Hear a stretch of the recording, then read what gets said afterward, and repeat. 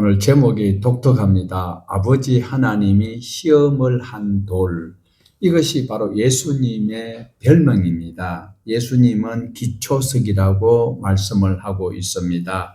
예수님은 또한 건축자들의 버린 돌인데 그것이 천국에 갈 수 있는 기초석을 쌓는 돌이 될 수 있습니다. 베드로에게 반석이라고 말한 적이 있습니다. 반석 위에 교회를 세워야 하듯이 우리 모두도 하나님의 기뻐하시는 일꾼으로 세움받기 위해서는 하나님께서 오늘 하신 과정을 잘 살펴보시기를 바랍니다. 무엇인가 하면 하나님이었고 하나님의 아들인 예수님인데도 하나님께서는 검증을 거치고 하나님의 사역을 허락하시는 것을 볼 수가 있다라는 것입니다.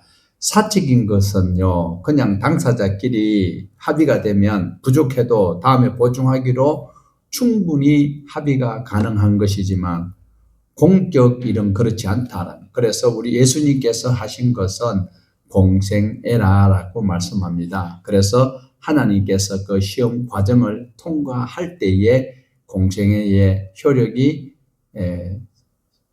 발하는 것을 볼 수가 있습니다. 그래서 우리 예수님이 이제 시험하는 자에게 끌려가는데 마귀에게 시험 받는 것이 아니에요. 하나님은 마귀도 하나님께서 사용하시는 도구에 불과하다라는 거예요. 그래서 우리 1절을 한번 보실까요? 그때에 예수께서 성령에게 이끌려 마귀에게 시험을 받으러 광야로 가사.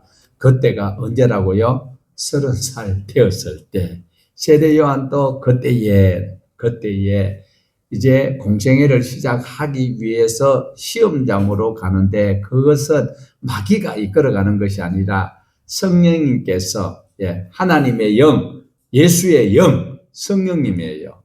그 성령님이 이끌어서 시험장으로 안내하는 거예요.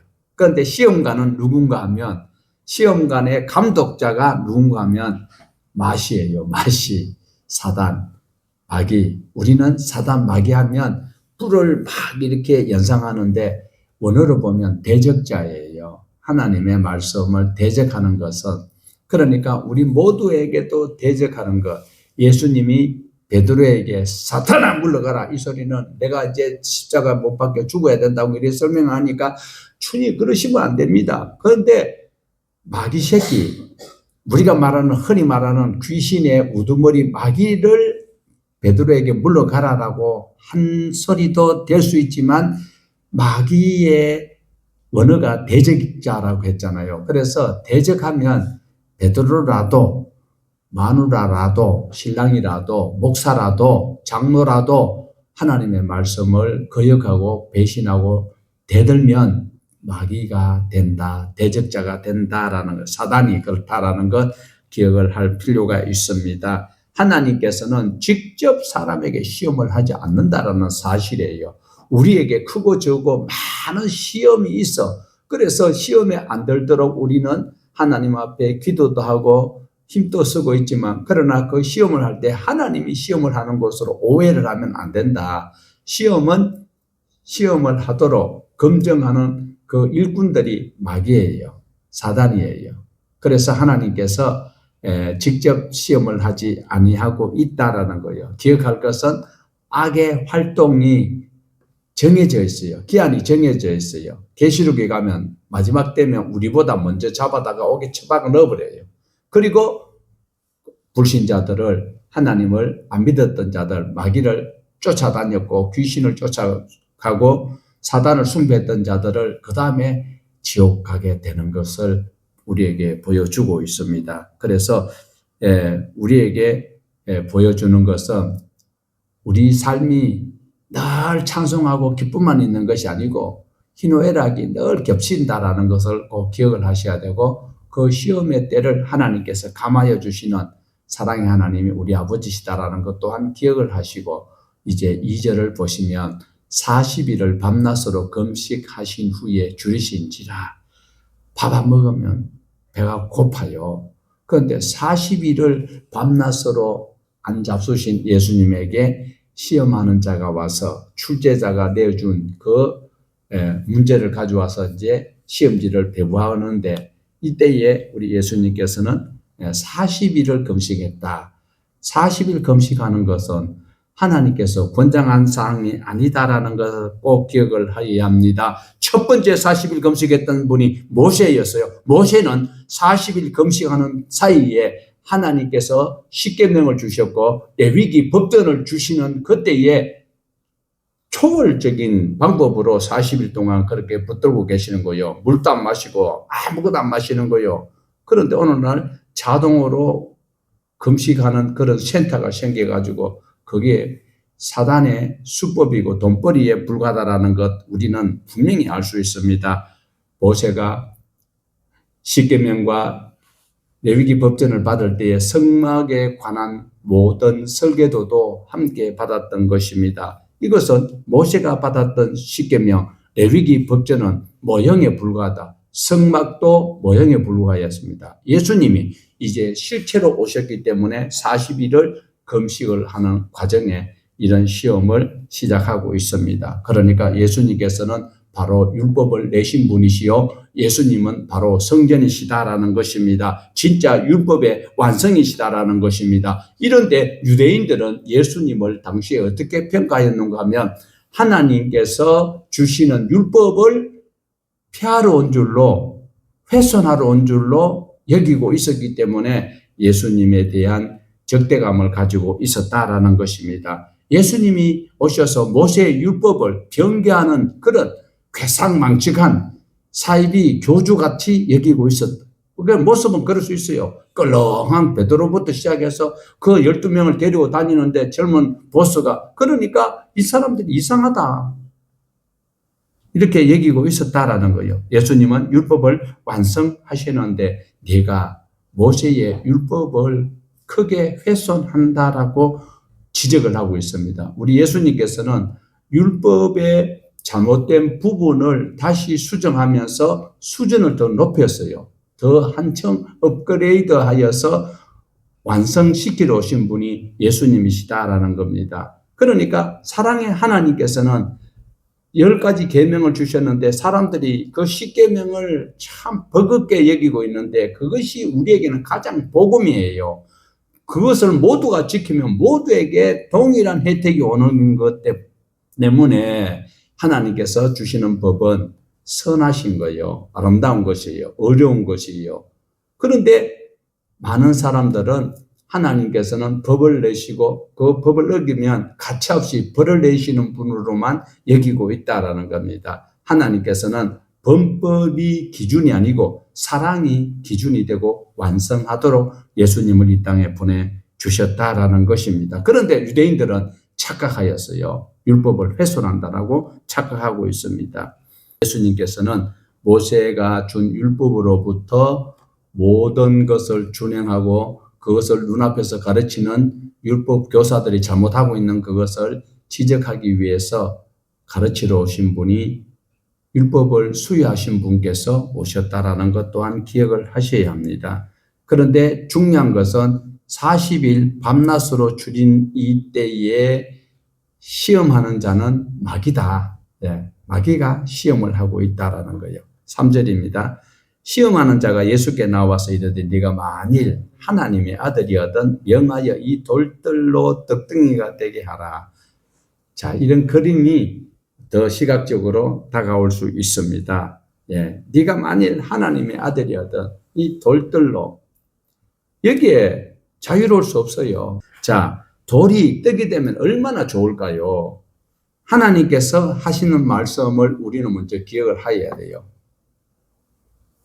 신앙생활 오래 했다고 할지라도 아니면 말씀을 가르치는 그런 리더격에 있다 할지라도 하나님을 오해하면 안 되는 거예요. 하나님께서 뭐라고 말씀하시는지를 우리가 알면 진리 안에서 자유로울 수 있는 거예요. 하나님께서는 우리 입을 것 쓸 것 아신다 모르신다? 예수님은 그렇게 말씀한 적 있어요 없어요? 예수님도 아버지께서 이미 다 아신다라고 말씀을 하셨어요. 그래서 돌이 떡이 되면 우리는 좋게 여길 수 있지만 하나님께서는 이미 우리에게 필요한 것들을 다 주시기로 작정이 되어져 있다라는 겁니다. 그런데도 많은 사람들은 하나님의 말씀을 제쳐놓고 급한 것부터 해야 돼요? 중요한 것부터 해야 돼요? 급한 것부터 해야 돼요? 중요한 것부터 해야 돼요? 중요한 것은 하나님의 말씀이에요. 내 눈앞에는 당장 급해요. 내 생활이 지금 다급한 거요. 그러나 중요한 것은 하나님께서 뭐라고 말씀하셨는가를 보셔야 돼요. 하나님께서는 이미 다 아시고 주신다라고 말씀을 하셨습니다. 그런데 우리가 오늘 본문에서 볼 수 있는 것은 마귀의 말을 들으면, 마귀의 말을 듣고 예수님께서 돌을 떡으로 만든 그 순간에 어떻게 돼요? 사람들에게 칭송은 들을 수 있지만 예수님이 이 땅에 오신 목적은 전혀 상관없이 되어버린다. 자, 떡을 만들었어요. 성공했어요. 그러면 누구의 말을 들은 거예요? 아버지 하나님의 말씀을 들은 거요? 마귀의 말을 들은 거요? 성공을 하여도 마귀의 말을 들으는 마귀의 수하가 된다라는 겁니다. 그래서 우리에게 말씀하시는 것은 성경에 기록되어 있는 말씀을 잘 분별하여야 합니다. 하나님의 독생자가 마귀의 말을 따라서 그 일을 시작하게 되면 공생에는 물거품으로 돌아가고 말게 된다. 마귀의 말을 듣고 하면 안 된다. 누구의 말을 따라야 될 것인가? 하나님 아버지의 말씀, 기록되어 있는 성경대로 우리는 믿어야 합니다. 세상 사람들은 교묘하게요, 예수님이 하신 이런 일들을 다 들어 알고 있는데도 예수님을 안 믿어요. 예수님이 나를 위해서 죽으시고 죽었다가 사흘 만에 부활하시고 성천하셨다라는 것은 역사적인 사실인데도 다른 역사는 다 믿어도 그걸 안 믿어요. 역사를 사람들은 믿어요. 그런데 예수님이 부활하시고 우리 구세주다라는 것은 역사적인 사실인데도 안 믿어요. 왜? 사람들은 자기 믿고 싶은 것만 믿고 있다라는 겁니다. 아버지의 뜻을 따라가면 저와 여러분은 하나님을 사랑해야 돼요. 하나님의 말씀을 바로 믿어야 돼요. 자, 4절입니다.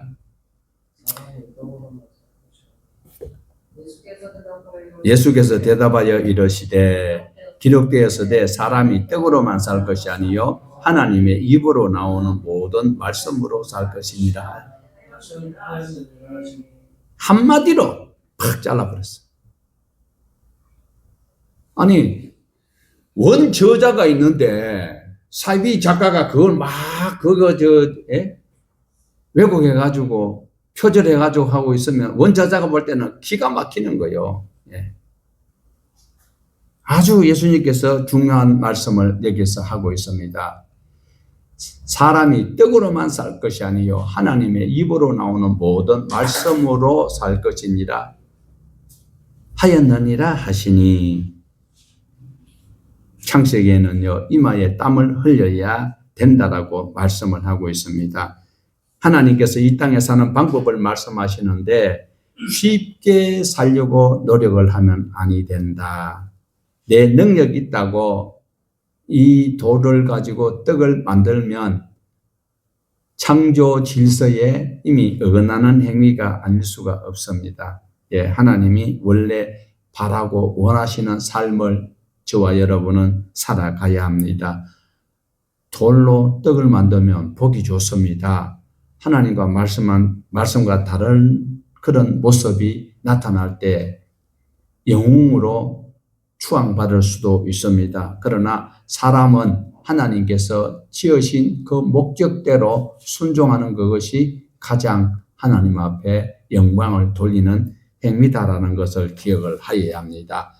하나님이 우리를 지으실 때 하나하나 의논하여서 별을 만들고 땅을 만들고 원숭이도 만들고 잔나비도 만들고 먼키도 만든 것은 아니에요. 다 만들어 놓고 사람을 마지막 날에 만들었다라는 거. 다 준비가 되어 있는 거예요. 이제 하나님이 애를 주실 때에 지금 환경을 보면 교육도 그렇고 앞으로 키울 환경이 안 된다. 그것은 누가 말하는 거예요? 사탄이 말하는 거, 세상이 말하는 거, 환경이 말하는 거예요. 그러나 하나님은 아니에요. 준비 다 해놨어요. 자, 보세요. 논산훈련소에 가는 훈련병들이 갈 때 자기가 훈련 받은 동안에 군 복무기간에 있어야 될 그 모든 여비나 그 다음에 생활비를, 그리고 의료비를, 뭐 피복을 살 것 이런 거 다 준비해서 가야 돼요. 나라에서 주요. 하나님께서 이 땅에 살아가는 하나님의 자녀를 주실 때는 하나님이 입히시고 먹이시고 다 하신다고 하셨는데 그 말씀은 안 듣는 거예요. 여러분은 들을 수 있는 귀가 있기를 원합니다. 안경 쓰기 위해서 걸어놓는 귀가 아니라 하나님의 말씀을 바로 들을 수 있는 하나님의 형상이 왜곡되지 않는 하나님의 백성 되기를 원합니다. 자, 5절에서 6절 말씀 보십시다. 이에 마귀가 예수를 거룩한 성으로 데려다가 성경 꼭대기에 세우고 이르시되 내가 만일 하나님의 아들이었던 뛰어내리라 기록되었으되 그가 너를 위하여 그의 사자를 명하시리니 그들이 손으로 너를 받들어 발이 돌에 부딪히지 않게 하리로다 하였느니라. 자, 이 말씀 진짜 좋은 말씀이잖아요. 맞죠? 예수님 지금 멀미가 나가지고 지금 하늘에서 또 내려오신 분인데 지금 꼭대기 올라가가지고 지금 우리가 여기서 오해하는 것은요. 6절에 있는 말씀이 틀림없이 좋은 말씀이에요. 그런데 마귀가 뭐라고 그래요? 6절 다시 한번 봐요. 자, 6절 이르되 네가 만일 하나님의 아들이었던 뛰어내리라. 그 다음에 기록되었으되 여기 중요한 거예요. 마귀가 시험을 할 때 성경을 가지고 시험을 할까요? 아니면 얼토당토하는 석가모니 했는 말을 가지고 안 그러면은 저 트럼프가 한 이야기를 가지고 우리를 시험할까요? 성경에 있는 말씀을 가지고 시험을 한다는 사실을 꼭 기억을 하여야 해요. 6절은 누구 말이에요? 마귀가 하는 말이에요. 6절은. 그런데 우리가 눈여겨보셔야 되는 것은 마귀가 분명히 성경을 가지고 이야기한다. 그러면 신약 이 시대의 성경은 어떤 책이에요? 구약이요? 신약이요? 신약! 요한계시록이 쓰여질 때까지 신약은 없어요. 구약에 있는 말씀을 가지고 마귀가 이야기를 하는 거예요. 성경을 가지고 이야기를 하고 있다라는 거예요. 그래서 이 6절은 시편 91편 바로 11절에서 12절에 있는 말씀을 이용하고 있는 거예요. 인용하는 거예요. 이용도 하고 인용도 하는데 그런데 시편 91편은 누구가 썼는가? 저자 미상이에요. 그런데 배경을 이래 봤을 때 광야에서 일어나고 있는 어려움이 있는 것을 봤을 때는 모세와도 비슷하다. 광야의 경험은 모세가 그런 것이 있어요. 그런데 또 70인역을 보면 다윗이 광야에서 고생한 것 많이 있는 것 같아요. 그래서 대부분 우리가 신약의 이 해석자들은 다윗이 이 시편 91편의 형편을 인용하였을 것이다 라고 해요. 그러면 중요한 것은 하나님의 아들이여든 뛰어내리라. 그랬을 때 하나님께서 기록해 놓은 성경 안에는 그가 너를 위하여 그의 사자들을 명하시리니 그들이 손으로 너를 받들어 돌에 부딪히지 않게 할 것이다 라고 이야기를 하고 있어요. 그러면 시편 91편 11절에서 12절은 무슨 말씀인지 우리 같이 한번 보실까요? 자, 밑에 보세요. 그가 너를 위하여 그의 천사들을 명령하사 내 모든 길에서 너를 지키게 하심이라. 그들이 그들의 손으로 너를 붙들어 발이 돌에 부딪히지 아니하리. 아멘 하면 안 돼요. 여기서 어떤 말씀인가? 성경 안에는 누구의 말이 있느냐?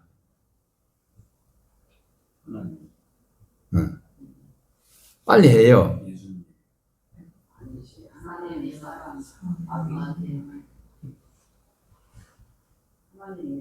성경에는 분명히 다시 한번 더 우리가 복습합시다. 성경에서 우리가 봐야 될 거는요.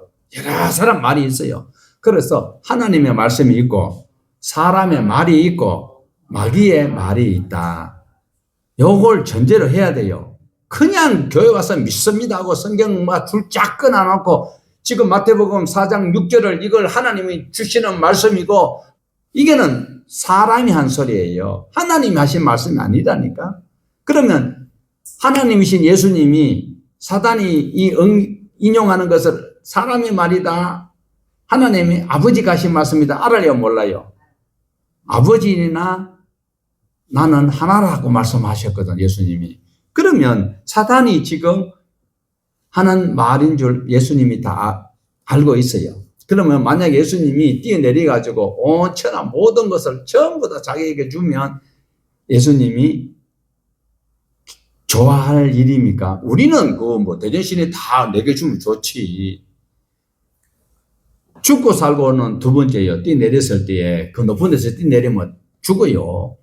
그래, 죽고 살고는 두 번째 문제입니다. 그래, 마귀의 말을 따라서 사는 존재가 되면 우리의 구세주 자격은 박탈되고 상실되고 훼손되고 마는 것이다라는 거예요.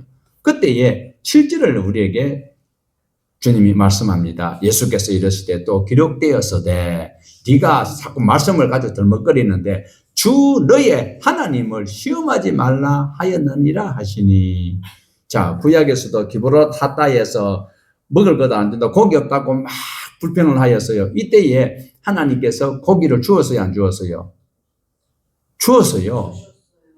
근데 원래 하나님께서 입을 것, 먹을 것, 쓸 것 다 주신다고 했잖아요. 그런데 충분히 주었는데도 이들이 지금 불평하고 있는 것은 바로 시편에서는 기브롯 핫다와에서 있었던 사건은 바로 욕심이었고 하나님을 시험하는 것이었다라고 지적을 하고 있습니다.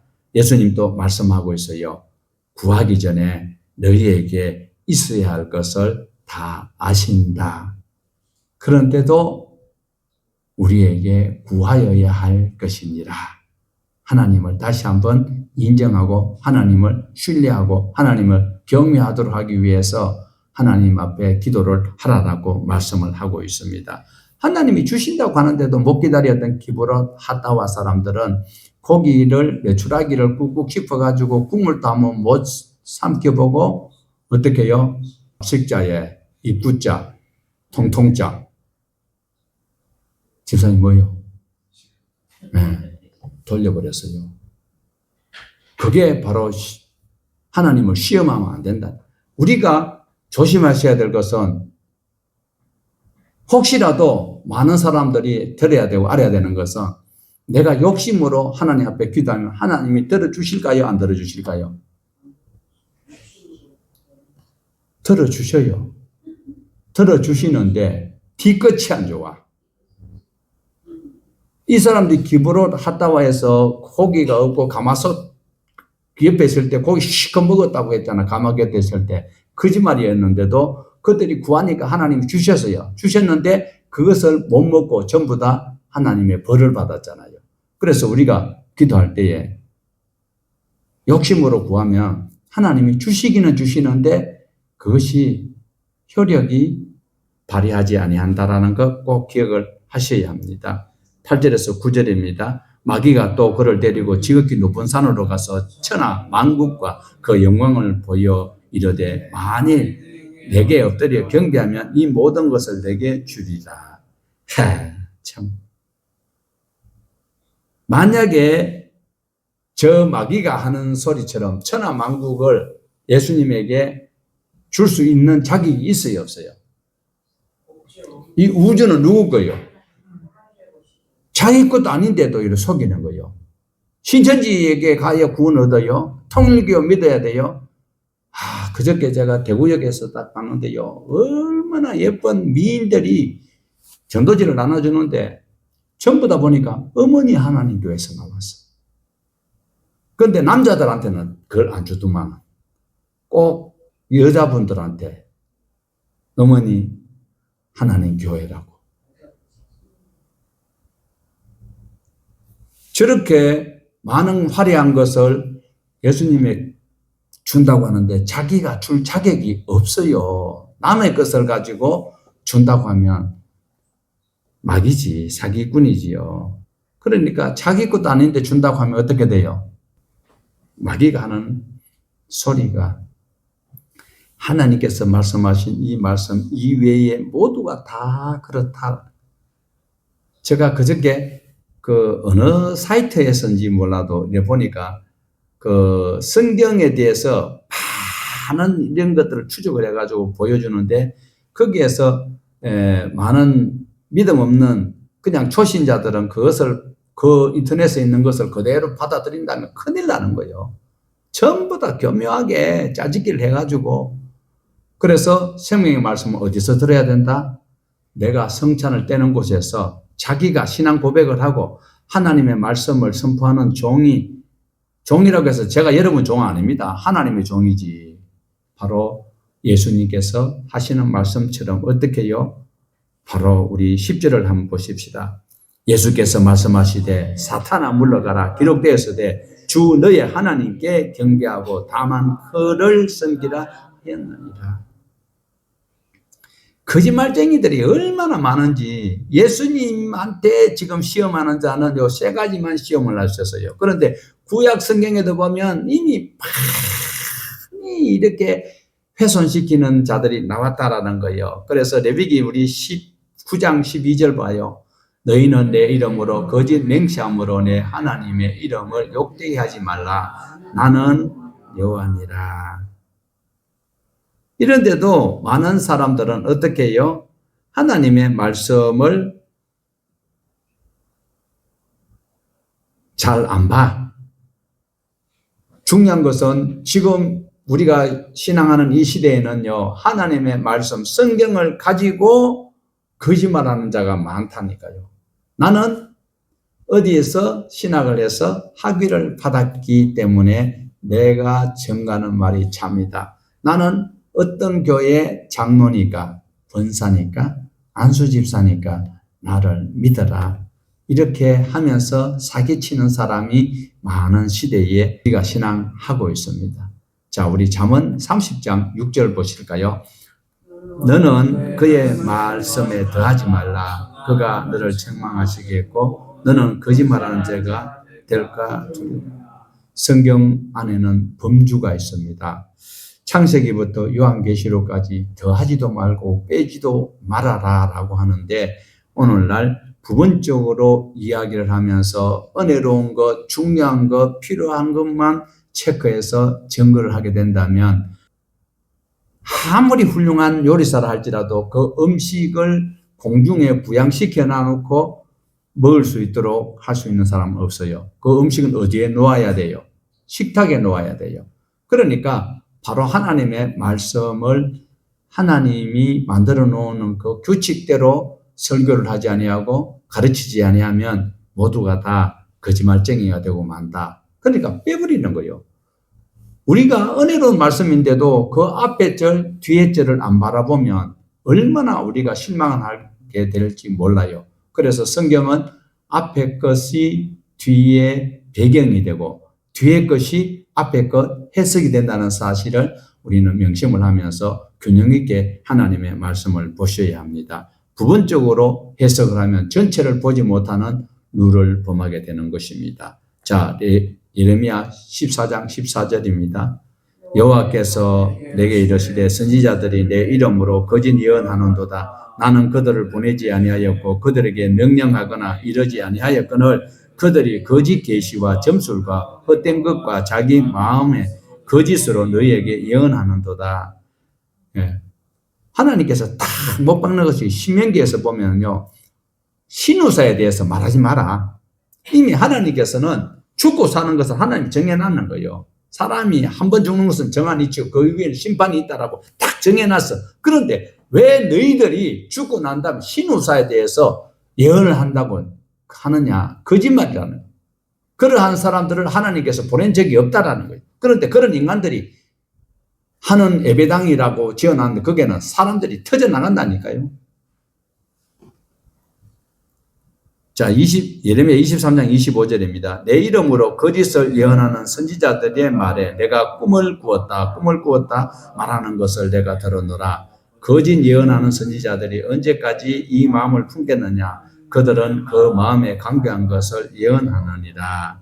예배당도 없는 교회가 하나님의 복음을 바로 전가하기 위해서 애쓰는 교회가 있는가 하면 예배당이 크다하게 있고 등비가 있는데도 또 옆에 또 플랫폼 해가지고 비전시에다 또 돈을 대출받아가 또 짓고 있어요.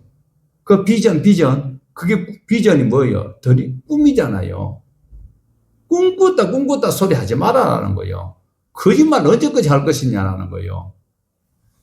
하나님의 말씀이 이렇게 말씀하면 그걸 우리가 믿어야 돼요. 아니면 말 잘하고 말솜씨 있는 그 앞에 있는 그 목사 말을 잘 들어야 할까요? 우리는 정직하고 성실하게 살아갈 때에 때가 되면 하나님께서 주실 것이고, 하나님께서 그 모든 것을 주신다고 했는데도 내가 그 때를 만나지 못하면 나는 어떻게 돼요? 순교를 하는 것밖에 없어요. 하나님께서 예비해 놓은 그 때가 있는데 그 때가 되기 전에 악의 무리에 의해서 내가 희생을 당하게 되는 것은 나는 뭐가 된다고요? 순교자가 되는 거예요. 그러니까 때를 얻든지 못 얻든지 우리는 감사하면서 신앙해야 된다라는 것을 말씀을 하고 있어요. 거짓 예언자들은 편안하다, 안전하다, 그럴 일 없다. 우리 교회에 오면 문제가 해결되고 만사 형통하다. 형통하다라는 말씀은 찰나흐라는 히브리어 원어가 있는데요. 요셉이 감옥에 갇혀 있어서요. 착고에 처해가지고 그게 왕의 신하들에게 수발 들고 있는데도 하나님은 요셉이 형통했다라고. 그 형통은 바로 우리가 말하는 것이 뭐 저절로 다 이루어지고 계획만 하면 그것이 성취가 되는 그 형통이 아니고, 찰나흐라는 것은 지금 형편에서 하나님께로 조금 더 나아가는 그것을 형통이라고 하는 거예요. 우리 신앙은 형통해야 돼요. 환경이 어렵든지 힘들든지 아프든지 슬프든지 괴로운 일이 있더라도 하나님의 말씀을 붙들고 하나님께 한 걸음 더 나아가는 그것이 바로 형통이다라는 거예요. 그런데 저 거짓 선지자들은 아니야, 나한테 오면 모든 것이 만사 형통하다. 그래 놓고는 헌금을 하라고 그러면서.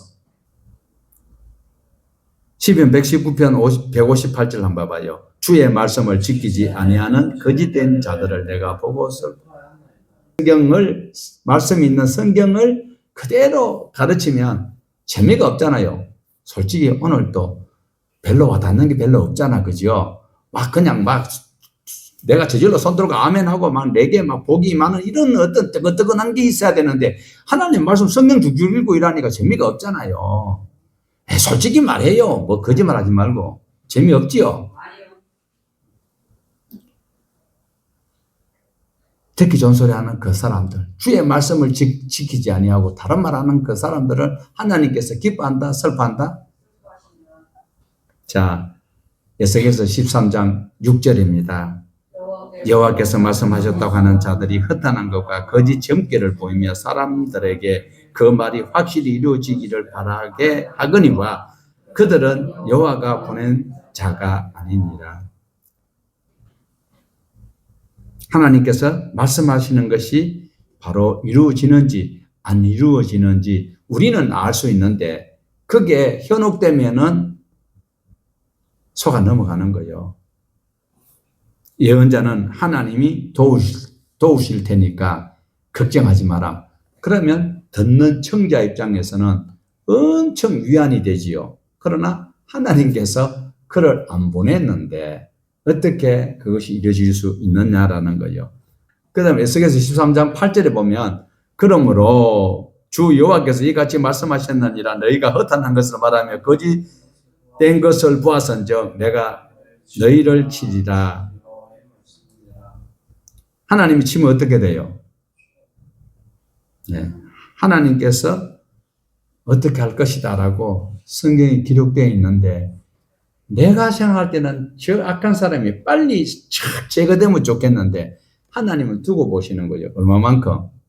하나님이 적과 꿀이 흐르는 땅을 주시겠다고 창세기 15장에서 아브라함에게 약속했었는데 몇 년요? 400년 걸렸어요.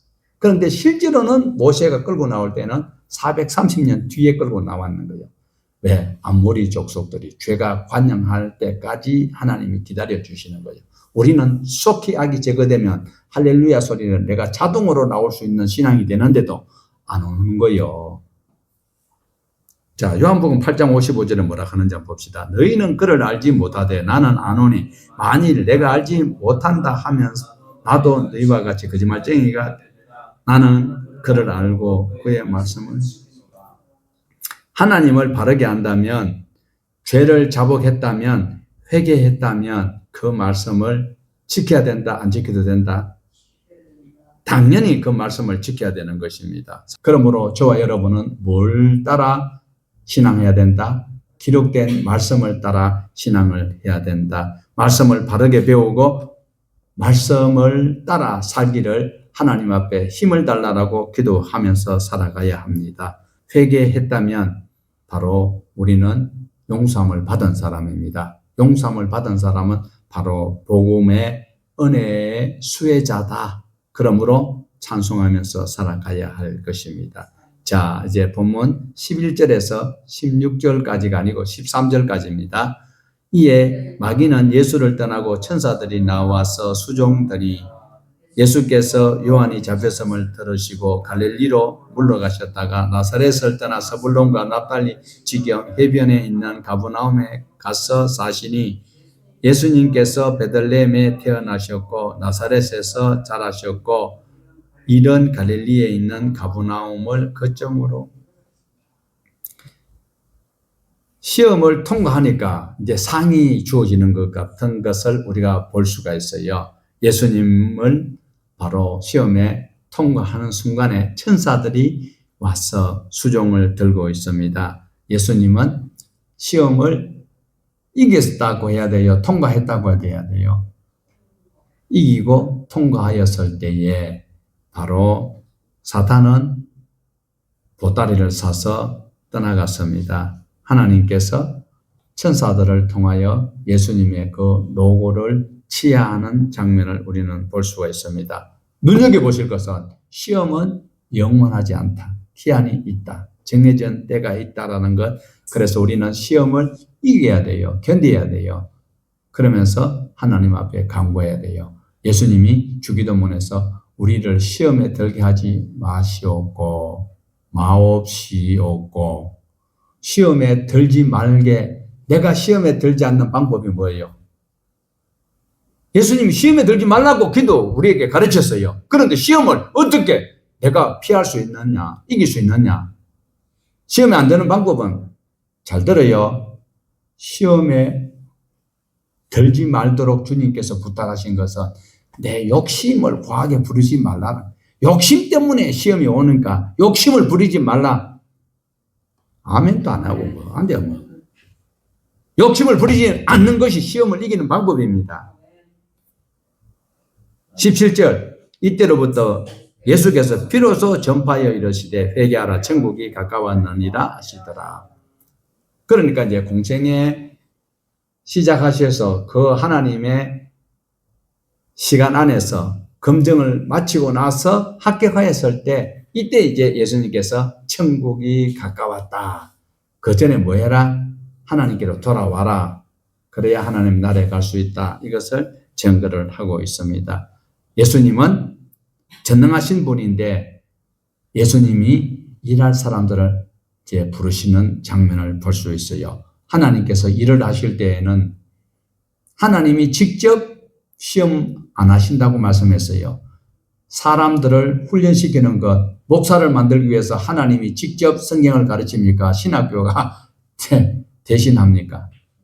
하나님은 하나님의 일꾼들을 직접 훈련하지 아니하시고 사람을 통하여 교육하시고 가르치신다는 사실이에요.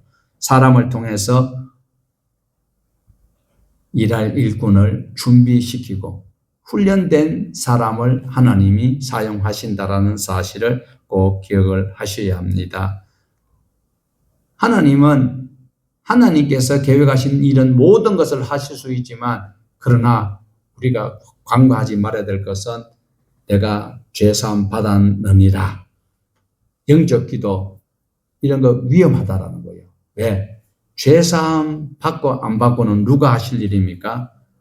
교육은 내가 하더라도 그 결과는 하나님이 하실 일을 내가 월권행위를 하면 죄 없다 하지 아니하리라라는 말씀을 기억을 하여야 합니다. 자, 18절에서 19절 매우 중요합니다. 같이 보십시다. 갈릴리 해변에 다니시다가 두 형제 곧 베드로라 하는 시몬과 그 형제 안드레가 바다에 그물을 던지는 것을 보시니 그들은 어부라. 말씀하시되 나를 따라오라. 내가 너희를 사람을 낚는 어부가 되게 하리라 하시니. 자, 저기 19절에 앞에 화면에 보면 다른 부분이 보이지요. 저 부분이 해석이 굉장히 어색합니다. 부자연스럽습니다. 자, 너희가 사람을 낚는 인부가 되게 하리라. 맞아요. 어부가 맞아요.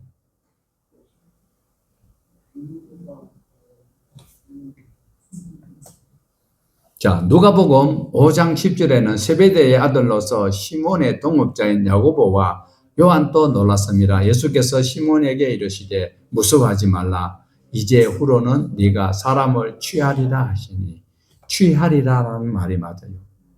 그러니까 인부라는 소리도 어색하지만 결국 예수님께서 지금 여기 19절에 말씀하시고자 하시는 의도는 어부가 고기를 잡는 것처럼 이제 너희들이 사람을 전도하고 사람을 하나님 나라로 이끌어내는 그 취하는 그 존재가 될 것이다 라는 그런 의미다라는 사실을 아실 필요가 있습니다. 자, 20절에서 22절입니다. 그들이 그 그물을 버려두고 예수를 따르니라. 거기서 더 가시다가 다른 두 형제고 세베대의 아들 야고보와 그의 형제 요한이 그의 아버지 세베대와 함께 배에서 그물 깁는 것을 보시고 부르시니 그들이 그 배와 아버지를 버려두고 예수를 따르니라.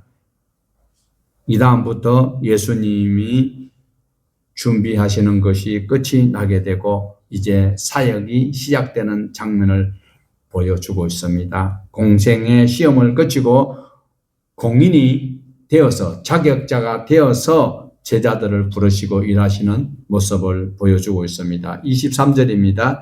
예수께서 온 갈릴리 두루 다니사 그들의 회당에서 가르치시며 천국 복음을 전파하시며 백성 중에 모든 병과 모든 약한 것을 고치시니.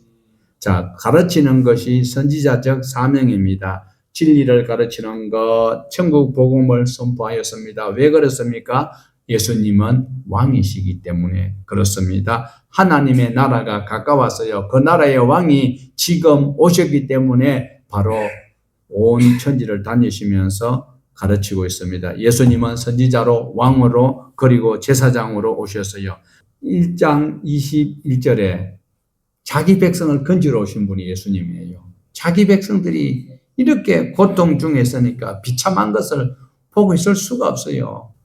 생명의 주인은 하나님이십니다. 하나님이 내신 법칙이 있어서 그 창조 원리에 따라 모든 것이 이루어지기 때문에 의사라고 다 할 수 있는 것은 아니다라는 거예요. 아팠던 사람들이 질병 고침을 받는 것이 얼마나 행복인지 아세요.